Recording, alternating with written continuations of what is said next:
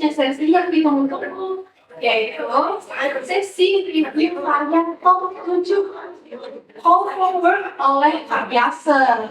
Langsung aja kali ya kepada Pak Yasser, waktu dan Bapak silakan.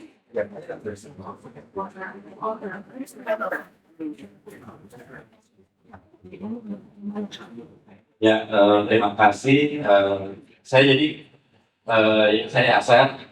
Saya akan review 7 karya yang kemarin sudah bukan saya doang yang menjadikan termasuk tadi Pak Buse dan juga kemarin siapa satu lagi siapa ya? Siapa namanya? Hasil. Ya, hasil. Betul. Jadi ini kita review secara visual ya. Ini saya sendiri apa ada orang lain kalau saya sendiri? Enggak ya. Oh iya.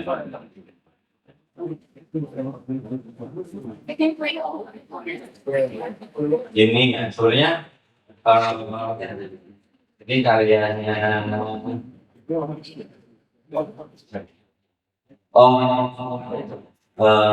Angel Victoria dari UMN ya. Ini bikin typeface-nya, dia bikin typeface dan typeface-nya dia bikin typeface ya, dan typeface-nya berdasarkan dari bentuk misalnya Papua ya, visual. Jadi mungkin ini kita tinjau secara anatomi hurufnya sendiri mungkin agak sulit ya karena yang dikasihnya cuma A dan U-nya gitu ya. Mungkin kalau kita lihat keseluruhan baru bisa lebih jelas gitu. Tapi sebenarnya usaha yang cukup oke ya dari ngambil dari maksudnya dari kearifan lokal gitu bisa diangkat jadi tipografi dan saya bisa lihat bentuk-bentuknya diambil dari kat-kat di ujung dari hurufnya gitu kan. Nah ini mungkin ada beberapa yang saya bisa salahin gitu ya, ada beberapa hal mungkin kayak keseimbangan hurufnya harus diperhatiin ya. Jadi mungkin kalau mau ditajemin jangan dua-duanya, satunya mungkin dibikin lebih stabil gitu. Jadi emang di huruf sendiri ada ketradisian bentuk huruf, kita ada tradisinya dan kalau ada mungkin jangan semuanya lewatin tradisi hurufnya, jadi ada sebagian yang dipertahankan tradisi dari huruf itu sendiri gitu. Karena itu yang memudahkan mudah dibaca lah. Ya cuman ini usaha yang menarik ya. Mungkin problemnya lagi kan nggak melihat huruf yang lainnya. Kalau jadi sebenarnya di huruf itu kan kita mau ninjau konsistensi antar reliefnya, antar hurufnya gitu. Jadi keberhasilan di ini kan Q sama A gitu, keberhasilan di Q sama A kalau direplikin ke huruf yang lain itu bagaimana gitu. Mungkin itu yang bisa mungkin posternya next time bisa lebih dilengkapi ya kalau mau bikin typography poster gitu. Itu sih, ya itu aja ya.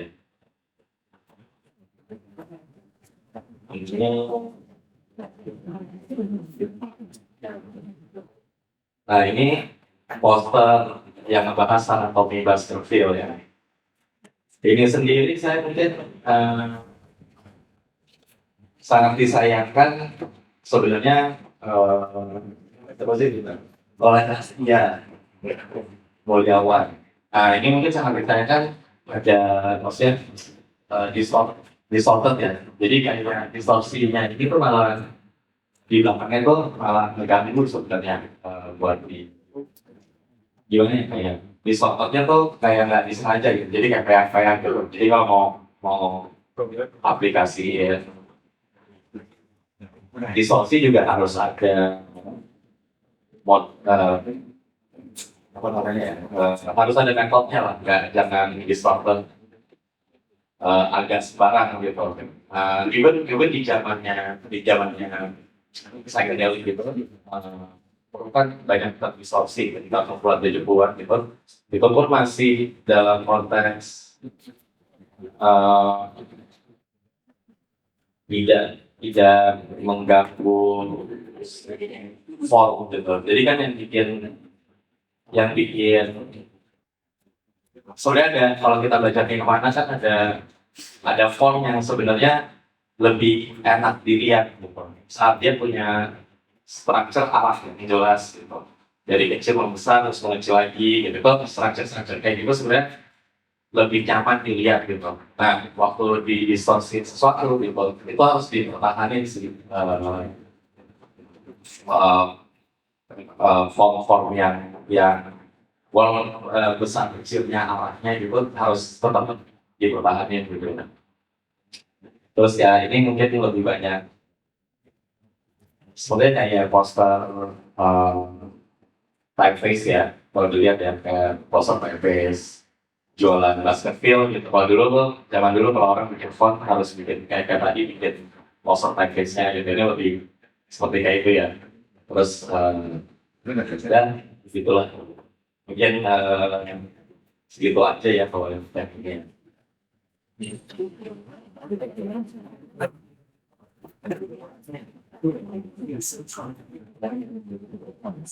Ini juga typeface wing one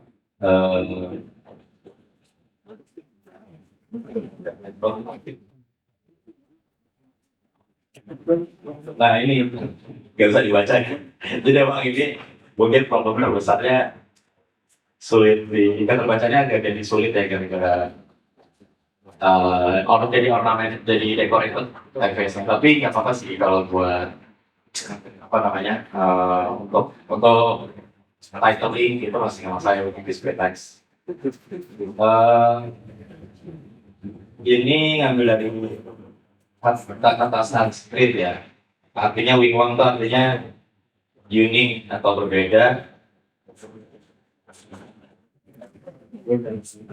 Terus ya pakai double stroke ya, jadi keunggulan ini gitu. Terus sebenarnya ini lumayan berhasil sih ya Toryx di fotografinya. Cuma mungkin untuk detail-detailnya ini nih kayak waktu dia di workshop di sini, mungkin ada detail yang membuat jadi jarak antara ininya tuh nggak sama gitu. Mungkin ini harus diambil masalah detail. Terus juga ini leganya sama apa namanya negative space-nya ini sama tegal tuh ya nggak seimbang lah. Jadi banyak bolong-bolongnya itu tuh ngebuat harus dipikirin dari sebatunya. Kan kita ngebuang parts yang cukup banyak. Jadi gimana caranya masih tetap balance.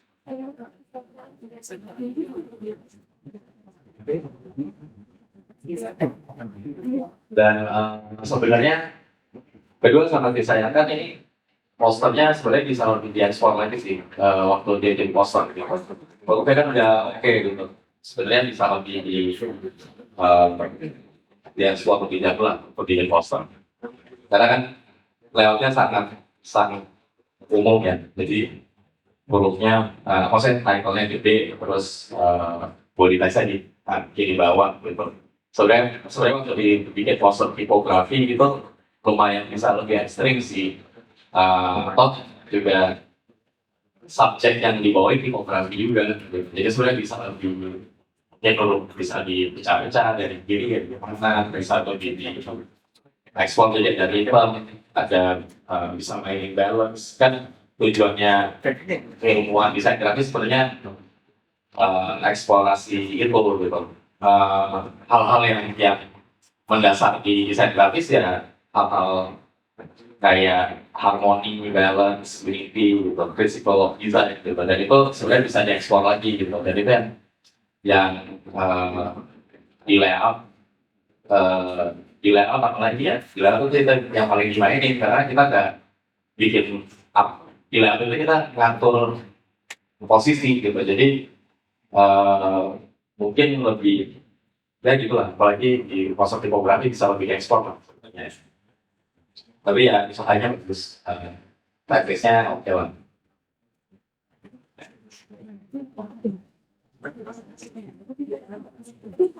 Ya ini siapa nih karirnya?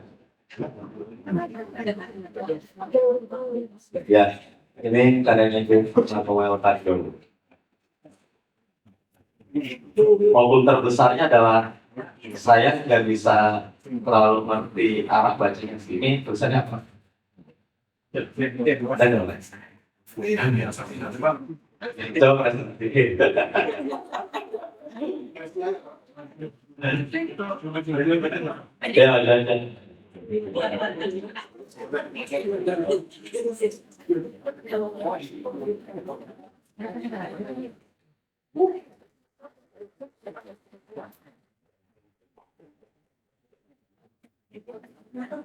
Ya, ini coba jelasin dan ceritain. Ini tulisannya apa?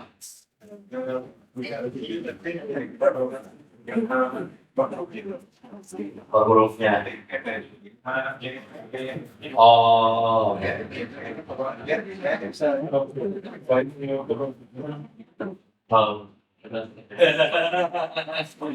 Oke, jadi ini memang eksplorasi typography tapi jadi form ya, type kayak jadi imagery gitu. Jadi ngambil unsur-unsur ya. Oke sih, cuman mungkin tanpa batasan konteks yang pas ya, jadi anything bisa jadi apa aja gitu ya. Jadi kayak waktu nggak ada batasan konteks yang kuat,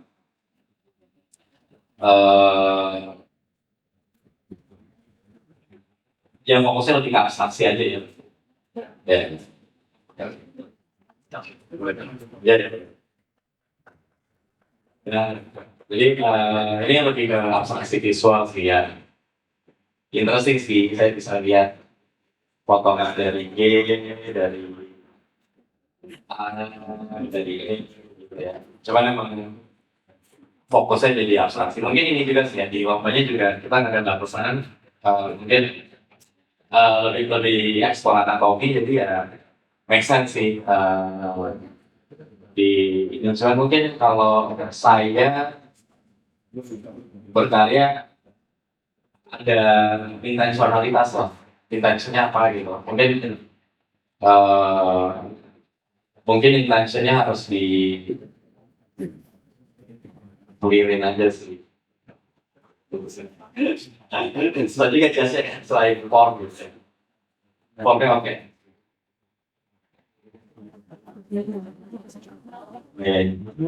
Ini usaha yang cukup bagus, cuman disayangkan detail-detailnya ya karyanya. Jadi kalau kita lihat gini ada aset yang besar. Dia nggak, jadi ngambil asap dari mana terus jadi pecah. Nah, mendingan gak usah dipakai sih kalau misalnya asap itu tuh malah mengganggu keseluruhan karya kita gitu. Terus detailnya tapi cukup interesting ya. Detail tekstualisnya ada detail kecil-kecil. Terus dia reverb-nya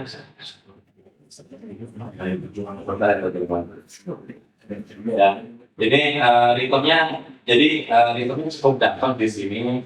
Terus cuman ada elemen-elemen visual yang sebenarnya agak mengganggu gitu. Sebenarnya kalau nggak ada mungkin lebih berhasil poster ini gitu ya.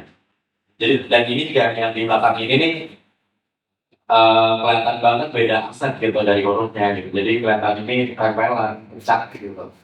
Terus ada outline, jadi kayak intinya tuh jadi terpisah gara-gara itu gitu. Terus tapi di luar itu banyak hal-hal yang interesting kan kayak layout gitu.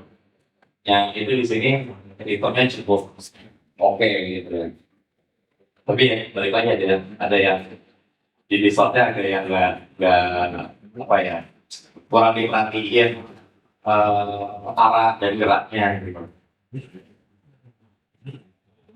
Mungkin kalau lebih detail dan lebih hati-hati waktu berkeputusan di pembuatan posternya, karena layoutnya sendiri udah interesting, jadi disayangkan kalau ada kesalahan-kesalahan minor kayak gitu ya. Itu aja sih.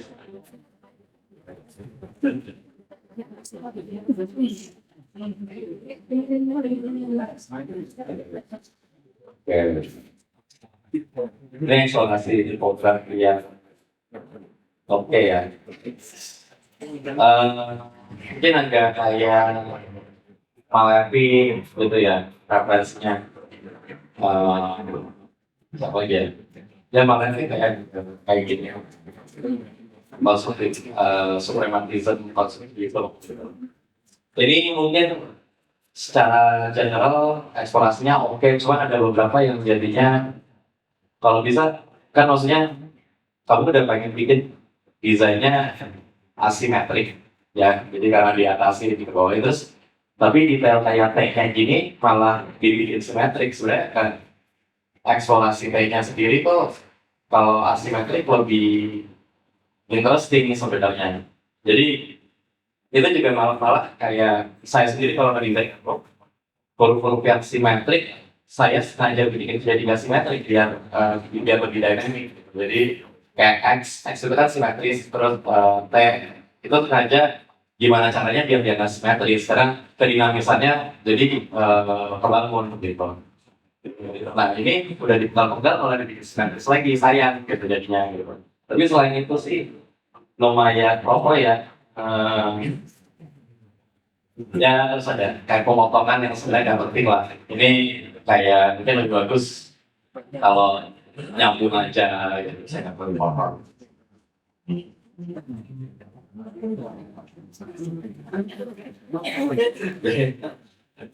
Ya. Nah, secara detail sebenarnya ini kan cara pemotongannya ini sebesar ini, terus tiba-tiba ada yang kecil gitu. Terus ini ngelonggar lagi, mungkin secara detail yang kayak gitu-gituannya mesti diperbaikin sih menurut saya, supaya dapat hasil yang masif. Terus, tapi in general eksplorasinya oke. Sama ini judulnya pakai typeface gini gitu. Ya Bauhausan gitu ya, nggak usah. Ini ya typeface ini tuh bukan typeface Bauhaus beneran. Sebenarnya ini typeface yang dibikin sama Ding Apple di tahun 90-an gitu untuk reminiscence Bauhaus gitu. Sebenarnya typeface yang dibikin Bauhaus itu namanya Bayer Sans. Yang bikin Herbert Bayer, dia memang dosen di Bauhaus. Nah, jadi terlalu tematis sih waktu dikasih typeface yang kejar ke Bauhaus-Bauhausan gitu. Sebenarnya bisa eksplor aja gitu. Itu aja sih, tapi generally bagus sih. Nah, maksudnya 7 ini yang kita aja dari tadi generally bagus, tapi udah cuman saya di sini misalnya bukan kritik doang, tapi kritik next time bisa jadi lebih bagus gitu kan. Buat maksimalin karyanya gitu. Itu sih. Dan yang terakhir ya.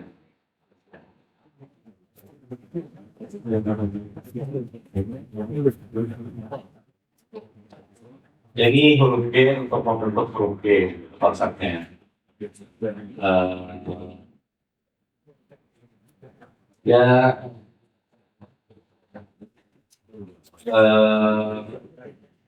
idenya oke,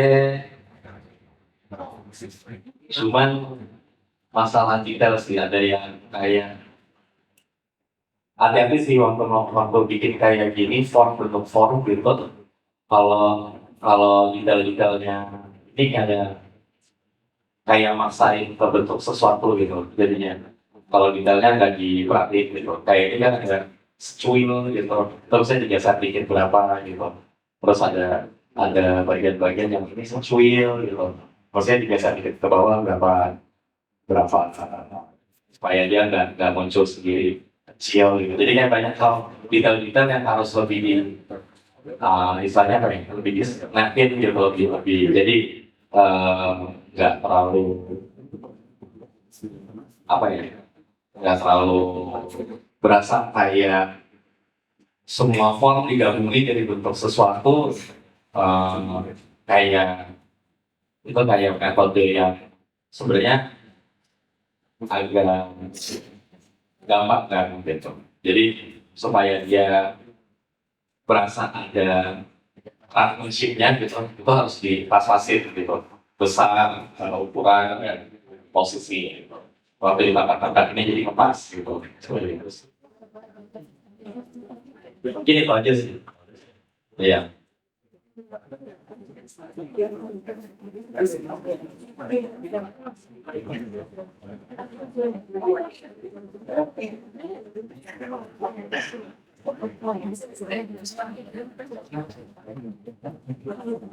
Oke, terima kasih Pak Yasser untuk pembahasan yang sangat informatif. Dan sekarang kita akan kembali ke teman-teman. Ternyata fotografi itu bukan sekedar huruf dan font doang. Benar banget. Kita bisa lihat dari segala sisi, dari segi karakter, komposisi, hingga kontennya juga dapat terkomunikasi dari visualnya. Nah, kan kita kan udah di review nih sama Pak Yasser. Kalian penasaran gak sih karya terbaiknya dari 7 karya tadi? Pastinya udah gak sabar dong ya. Siapa yang bakal jadi pemenang Conformer di Polok tahun ini? Tapi nggak cuma lomba Conformer loh, kita juga ada pengumuman pemenang lomba kaligrafi workshop dari Kaniko minggu lalu. Gimana nih teman-teman? Pada deg-degan gak nih? Soalnya kita juga balik ikut deg-degan ya. Penasaran nih, kayak proses. Penasaran nggak sih kalian proses dari kategori penilaiannya gimana sih? Oh iya, sekarang kalau kamu sendiri aku jadi penasaran juga sih. Nih, aku spill nih. Behind the scene dari proses penilaian setiap kategorinya. Yang pertama, juara utama. Karya ini sebenarnya dipilih berdasarkan penilaian dari para juri. Lalu ada juara favorit, yaitu dihitung dari hasil voting di IG, di Polok, dan juga offline, itu di libur sebelah yang kalian sempat lihat. Nah, FYI nih, satu like di IG itu dihitung dengan 1 poin. Kalau vote langsung di libur sebelah, maka satu stiker biru itu dihitung sebagai 25 poin. Beda jauh ya. Dan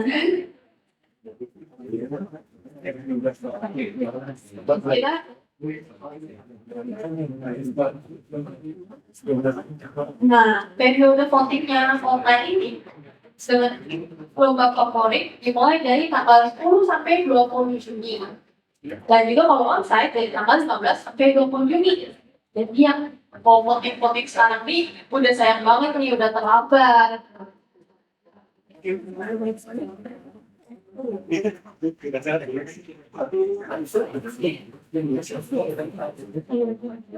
Nah, sekarang udah waktu ini ditunggu banget nih, kita bakal ngumumin pemenang dari Call for Words 2024. Menurut kalian siapa nih yang bakal menang? Waduh, aku juga bingung banget nih. Aja semuanya pada suara nominatif.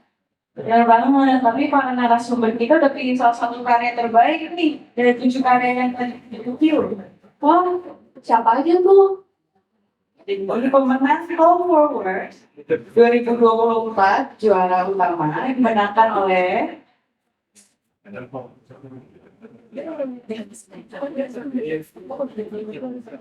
Muhammad Raja Azriel dari Universitas Trisakti dengan karyanya yang berjudul Armageddon.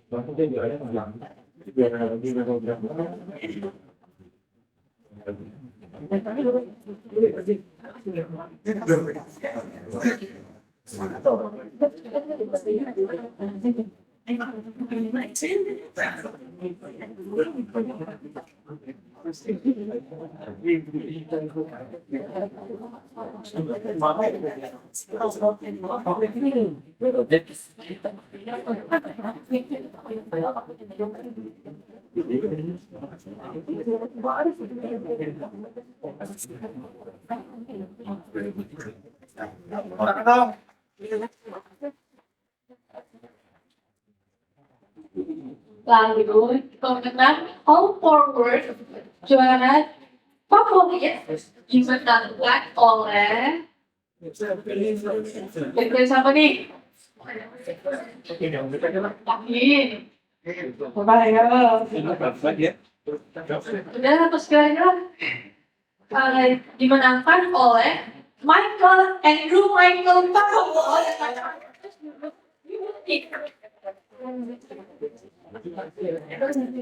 Silakan kami undang Andrew untuk maju ke depan.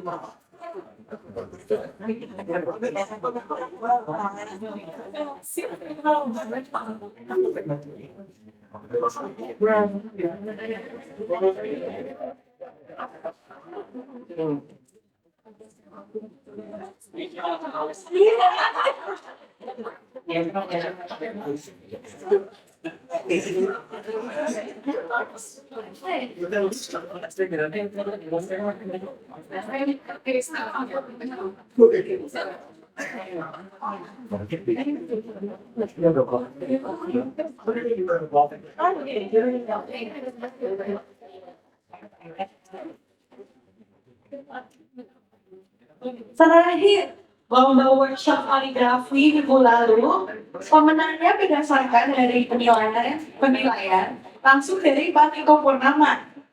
Nah, siapa nih? Kita langsung umumin aja kali ya. Untuk pemenang lomba workshop kaligrafi dimenangkan oleh kami mengundang KF Melina dengan karya berjudul Let Your Dreams Be Your Wings untuk maju ke depan.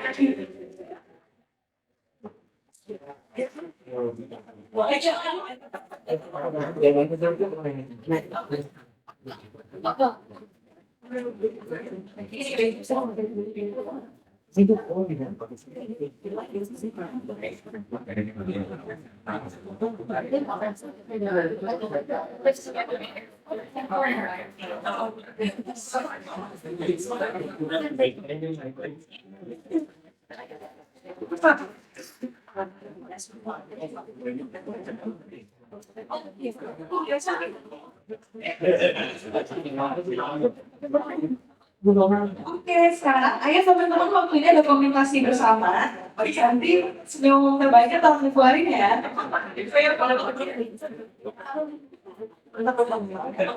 Oke, jadi dokumentasi bareng guys.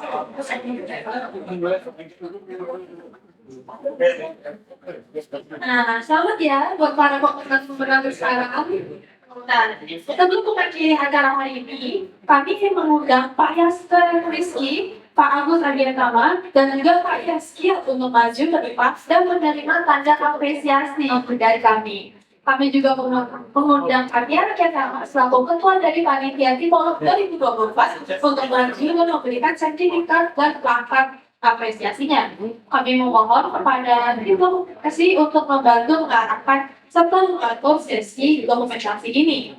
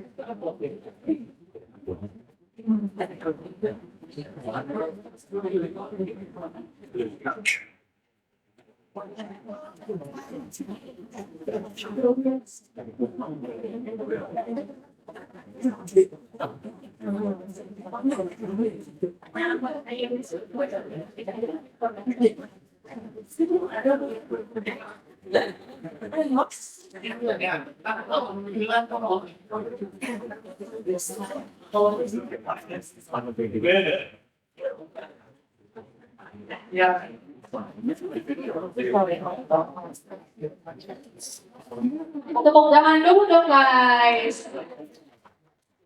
Terima kasih kepada Pak Yasir Rizky, Pak Agus Agama, serta Kak Rian Setian.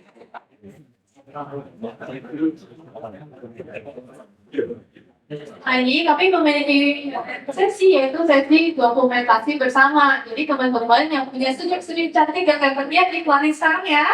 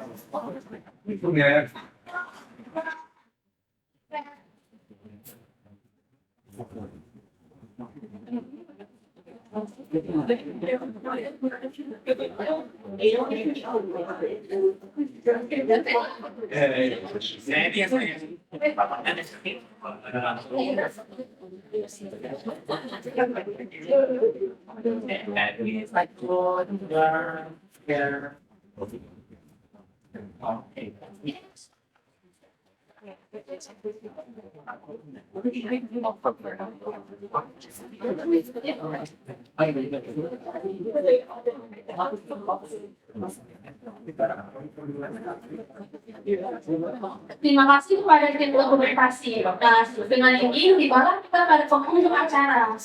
Untuk menutup acara pada hari ini, mari kita kembali bersatu dalam doa. Doa penutup akan dibawa oleh kita. Jadi kepada kita waktu dan tempat kami berikan.